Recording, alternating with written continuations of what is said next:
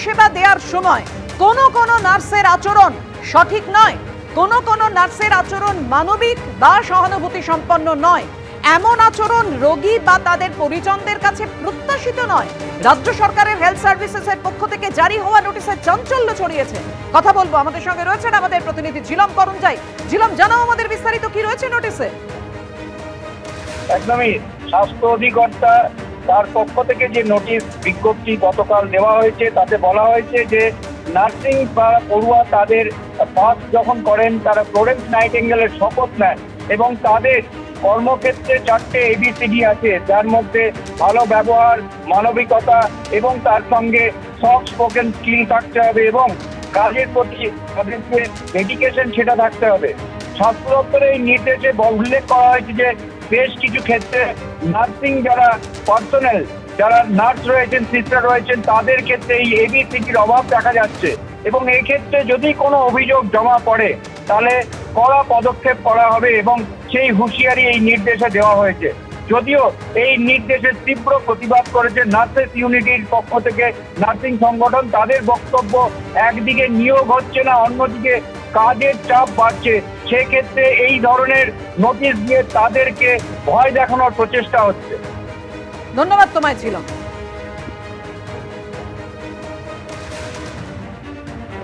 অর্থাৎ বুঝতেই পারছেন এবার কাঠগড়ায় নার্সরা, আর নার্সিং সংগঠনের পক্ষ থেকে এই যে নোটিশ জারি করা হয়েছে স্বাস্থ্য দপ্তরের পক্ষ থেকে এবং স্বাস্থ্য অধিকর্তা কড়া পদক্ষেপের হুঁশিয়ারি দিয়েছেন, তারা তীব্র প্রতিবাদ জানিয়েছেন। দেখুন,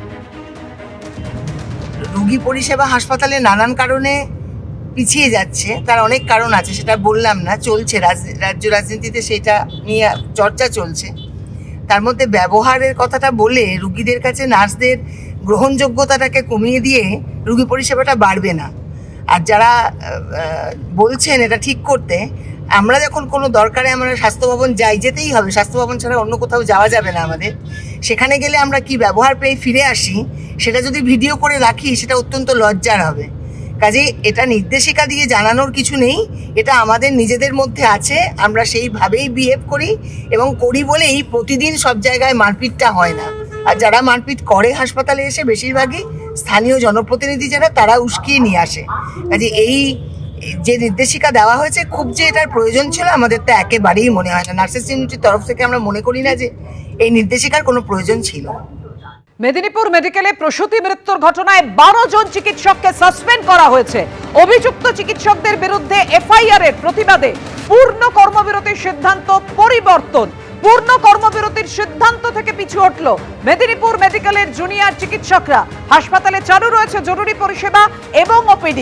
মেদিনীপুর মেডিকেলে গিয়ে পৌঁছলো জুনিয়র ডক্টরস ফ্রন্ট ও সিনিয়র চিকিৎসকদের সংগঠন। বিকেলে অধ্যক্ষের সঙ্গে বৈঠকের পর পরবর্তী পদক্ষেপ কি হবে তা নিয়ে সিদ্ধান্ত।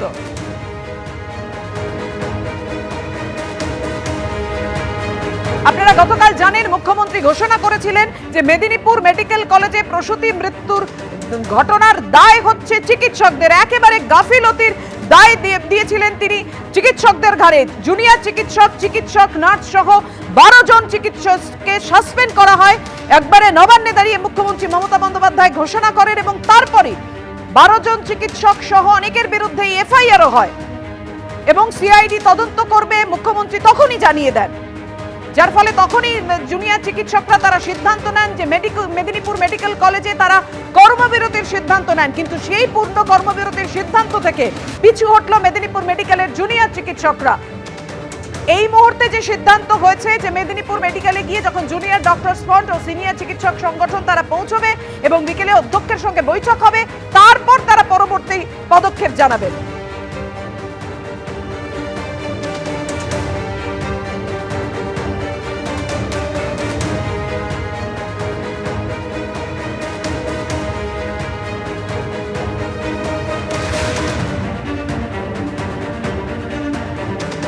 মেদিনীপুর মেডিকেল কলেজের 12 জন চিকিৎসককে সাসপেন্ড করার কথা মুখ্যমন্ত্রী গতকালই ঘোষণা করেন, কারণ প্রসূতি মৃত্যুর দায় নিতে হবে চিকিৎসকদের। তাদের গাফিলতির কারণেই এই এক প্রসূতির মৃত্যু, 4 জন অসুস্থ হয়েছে, এমনটা গতকালই জানান মুখ্যমন্ত্রী।